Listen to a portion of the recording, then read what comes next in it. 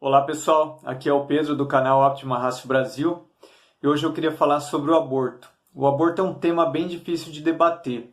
Eu tenho certeza que você já deve ter entrado alguma vez na vida em uma discussão sobre aborto e quis mostrar para um desses alienados por aí o quanto abortar é errado, mas provavelmente você não tenha conseguido. Então hoje eu quero mostrar para você como é possível rebater todos os pontos que um abortista defende para deixar essa pessoa sem argumentos. Eu vou falar dos 99% de casos de aborto que acontecem, que são aqueles quando o bebê é saudável e quando não tem risco de morte para a mãe ou que não é caso de estupro. Mas para você começar esse debate, você vai precisar de ter duas premissas bem estabelecidas. A primeira é quando a vida tem início. Pergunte ao abortista quando é que ele acha que a vida tem início. Provavelmente ele vai dizer que a vida começa no momento da concepção. Aí beleza. Mas se ele disser que para ele o momento do início da vida é outro, pergunte quando que é esse momento então. Por quê? Porque é simples. Para acontecer o aborto, é preciso entender que o aborto é a interrupção da vida, tá? da vida intrauterina. Então, sem vida não tem como ter aborto. Aí, depois da resposta, se é que ele vai conseguir te dar uma que seja coesa, diga que todos os cientistas, mesmo os abortistas, concordam que a vida tem início com a concepção. Ok, tendo ele entrado em acordo com essa primeira premissa, a próxima premissa passa a ser estabelecer se a vida humana tem valor intrínseco, ou seja, se a vida humana tem valor nela mesma. Se a resposta dele for que não, então não adianta nem debater com essa pessoa, porque para um psicopata que acha que a vida não tem valor, não existem direitos humanos. E para ele o ser humano não é diferente de um animal ou de uma árvore. Já se a resposta for positiva, você guarda bem essa premissa, porque a gente ainda vai usar ela mais para frente. Um dos argumentos dos abortistas é o de que o feto ainda não é um ser humano. Se por acaso ele falar isso, se ele afirmar isso daí, você pergunta para ele então qual que é o momento de desenvolvimento da vida humana, ele acha que o ser vivo passa a ser considerado um ser humano. Porque para ele, o feto ainda não está no estágio de ser humano. Então ele vai ter que escolher em qual fase do desenvolvimento, né, da vida humana passa a existir o ser humano. Ou seja, ele vai ter que definir o que é o ser humano, o que define o ser humano para ele. Independentemente do que ele disser, ele vai entrar em contradição. Sabe por quê? Porque em todas as fases do desenvolvimento da espécie humana, seja ou na fase embriológica, ou na fase da infância, na fase adulta, ou na fase idosa, existem diferenças tanto cognitivas como diferenças biológicas. Aí os abortistas já vão entrar em dificuldade. E se ele disser que a vida depende, por acaso, de consciência, ou então se ele disser que depende da identidade pessoal, continuidade psicológica, no caso das memórias. Se ele disser que é a consciência que define o ser humano e o que o feto ainda não tem consciência e por isso ele pode ser morto, assassinado, ele vai ter que admitir também que uma pessoa que está em coma, por exemplo, não possui consciência e por isso também não é considerado um ser humano e pode ser assassinado, assim como um feto. Se por acaso ele disser que a memória e são os laços afetivos que definem o ser humano, isso dá margem para as pessoas matarem um feto, ele vai estar admitindo também que uma pessoa que está, por exemplo, num estado avançado de Alzheimer, não é um ser humano, tá? Porque não possui memórias e não tem laço com as pessoas que estão próximas a ela. Você pode perguntar ainda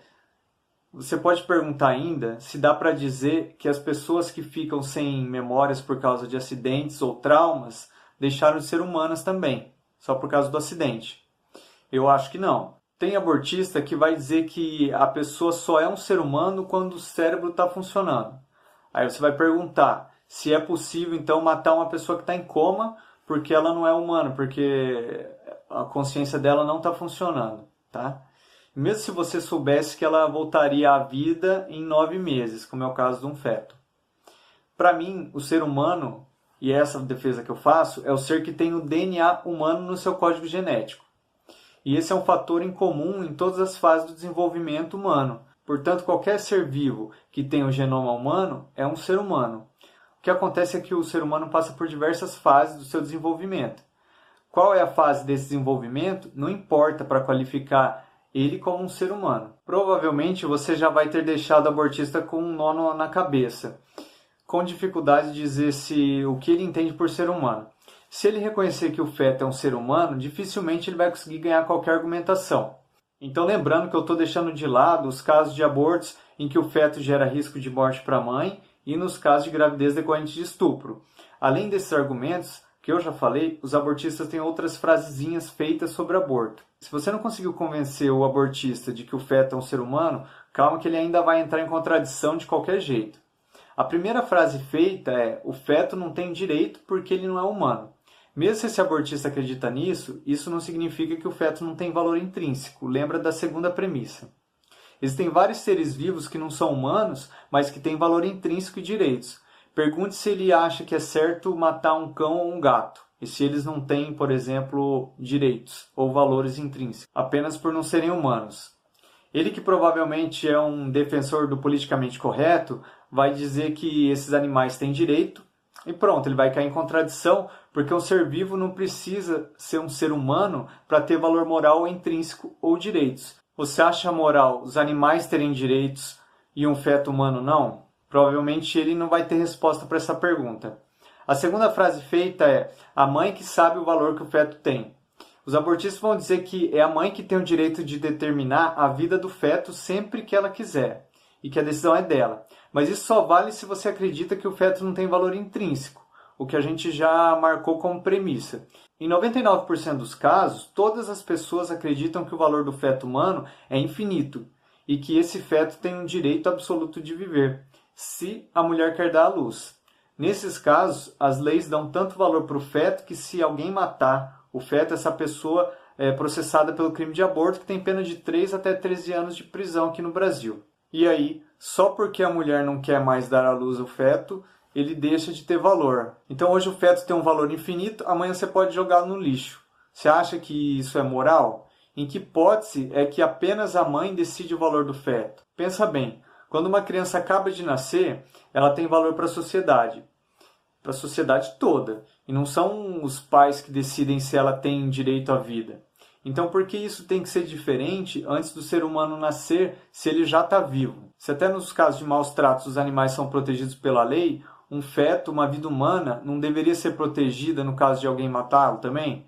Por que uma pessoa e mais ninguém tem o direito de decidir se aquele ser humano tem o direito de viver ou não? Aí vai vir a frasezinha feita 3. Eles vão dizer que a mulher tem direito sobre o próprio corpo, que tem direito de controlar o próprio corpo. O problema é que o feto não faz parte do corpo da mãe. O feto está dentro do corpo da mãe. Você já viu uma pessoa perguntando para uma grávida: bom dia, tudo bem? Como é que vai ser o corpo hoje? Ninguém pergunta isso para uma grávida. Todos perguntam se o bebê está bem, porque o bebê não faz parte do corpo da mulher. Em primeiro lugar, se o feto fizesse parte do corpo da mulher, ele teria o mesmo DNA da mulher. Segundo, se ele fizesse parte do corpo da mulher, ele teria nascido com a mulher, mas na verdade ele foi colocado lá. O corpo da mulher só está servindo de abrigo e não de abatedouro para o feto. Em terceiro, se ele fizesse parte do corpo da mulher, ele teria que ser amputado, ao invés de sair naturalmente através de um procedimento de parto. Por outro lado, se fosse admitido a mãe decidir quando ela iria abortar, a gente ia chegar em casos tão absurdos que qualquer pessoa no mundo acharia que o aborto seria totalmente imoral. Até mesmo um abortista ia ter que mudar de opinião. Imagina o caso em que só porque a mãe prefere que seu filho seja menino, ela resolve abortar, porque sabe que está esperando uma menina. Isso é moral? Pessoal, lembra que na China socialista isso já foi feito por muito tempo. Agora, vamos dizer hipoteticamente que a ciência tenha desenvolvido um método para descobrir se o bebê vai ser homossexual. E a mãe, ao saber que o filho vai ser homossexual, resolve abortar também, porque não quer ter um filho gay. E aí, é imoral ou não é? Sabe que eu peguei no calo das feministas e dos LGBTs? Outro ponto para pensar: o que significa valorar um ser humano antes mesmo dele ter nascido e dizer que ele não tem direito à vida? Em 1662, na Virgínia, no estado americano, foi aprovada uma lei escravagista que determinava se uma criança seria livre ou escrava nos casos em que um dos pais fosse livre e o outro fosse escravo. O critério era de que a criança seria considerada livre ou escrava de acordo com a condição da mãe. Então, mãe escrava filho escravo, mãe livre, filho livre. Essa lei significava que um ser humano teria o seu valor determinado antes mesmo dele nascer. Ou seja, o valor da pessoa seria de escravo ou de homem livre antes mesmo dela nascer. O dono podia inclusive matar o escravo se ele quisesse. Essa condição só existe hoje na sociedade no caso das ideologistas abortistas, em que a mãe, antes mesmo do filho nascer, pode determinar se ele tem valor ou não e condenar o feto à morte. Se condenar uma criança à escravidão é ilegal e imoral, desde quando condenar um feto à morte, por achar que ele não tem valor algum, passou a ser um direito humano? Existem outras questões levantadas pelos abortistas. Uma é a questão da saúde pública. Aí eles vêm com os números de umas instituições que nem brasileiras são e dizem que no Brasil tem mais de 1 milhão de abortos por ano. É tudo mentira. Sobre isso eu vou falar para você assistir uma palestra da doutora Isabela Mantovani. É só procurar no YouTube pelo nome dela e aborto que você vai encontrar. Ela explica perfeitamente essa questão, dando argumentos para fazer qualquer abortista calar a boca. Mas para resumir, existem 2 institutos que são defensores do aborto, os mais fortes, inclusive que realizam abortos. Esses 2 institutos são o Alan Guttmacher, que é um braço da IPPF, que é a International Planned Parenthood Federation, que pega o número de internações por aborto por ano no Brasil e multiplica por 5 para dizer o quanto de abortos foram realizados no Brasil, e o IPAS, que multiplica esse mesmo número por 6. Os 2 não dão nenhuma explicação científica do porquê eles multiplicaram esses números pelos fatores de 5 e 6. O pior é que eles desconsideram o número de abortos espontâneos, que é muito maior do que o número de abortos provocados. Então corrompem totalmente os dados que eles utilizam. Sobre isso, só para terminar, em 2010 foi realizada a Pesquisa Nacional do Aborto, que era da Universidade de Brasília e da ONG Anis, que mostrou que 1 a cada 2 mulheres que abortavam precisavam de internação. E é sabido que o número de internações por aborto, apenas 25% delas são decorrentes de abortos provocados e não espontâneos. Eu calculei. Eu fui no site do SUS e calculei o número de abortos no Brasil no ano de 2018. E o total de abortos foi de 168.207 abortos. Então, calculando, a gente tem 168.207 abortos multiplicado por 2, porque o número de mulheres que precisam de internação é apenas 1 em cada 2, multiplicado por 25%, que é o número de internações que são decorrentes de aborto provocado. Aí a gente tem que o número de abortos provocados no Brasil foi de 84.103. Isso não dá nem 10% do que esses institutos falam, tão grande é a mentira que eles contam. Ou seja, o aborto não é um caso de saúde pública, como eles dizem. Isso é pura mentira. Outra mentira contada é de que quando legalizado, o aborto passa a acontecer muito menos. Isso é uma mentira grotesca e covarde. A doutora Isabela Mantovani mostra também na mesma palestra que eu estou falando que as estatísticas dos Estados Unidos, da Suécia, da Espanha, da Inglaterra, do Uruguai dizem exatamente o contrário. Mais uma vez vou pedir, a hora que você puder, procura no YouTube o vídeo da Isabela Mantovani. Eu vou tentar deixar o link do vídeo dela na descrição aqui para você poder conferir. Mas é certo que após a legalização, a tendência do número de abortos é aumentar cada vez mais. Quando existe a legalização do aborto, ele passa a ser moralmente aceito na sociedade e passa a ser cogitado como uma opção quando o método anticonceptivo falha, principalmente no caso de adolescentes. Então eu espero que esses argumentos ajudem você a levar o movimento pró-vida o mais longe possível, o mais à frente possível, e que consiga convencer as pessoas, quando entrarem nessas discussões, o quanto o aborto é errado. Eu acho que, em primeiro lugar, nós precisamos repensar nossos valores morais, nossa cultura, que está cada vez mais degradada. É preciso esses princípios e valores como alicerces da nossa cultura. Isso, com certeza, vai ajudar a diminuir tanta gravidez indesejada. E, segundo, nós precisamos arcar com as atitudes das nossas ações. Se hoje nós estamos matando seres humanos indefesos, se a gente está sacrificando o maior dos valores existentes na nossa civilização, para a gente se eximir da responsabilidade de algo que nós fizemos deliberadamente, que outro bem estará livre de ser sacrificado por coisas mais banais ainda. Só para lembrar, eu nunca vi alguém dizer que se arrependeu de não ter feito um aborto. A gravidez não é uma doença que é curada através do aborto. e o útero não é um local que isenta a pessoa dona desse local de um crime. Se o bebê tivesse nascido com 5 meses, tivesse uma incubadora, como eu já falei, e fosse esfaqueado, seria homicídio. Só porque ele está dentro do útero, essa mesma conduta vai ser passada a chamar direitos humanos? Você não pode simplesmente optar por matar o feto apenas porque é mais conveniente para você.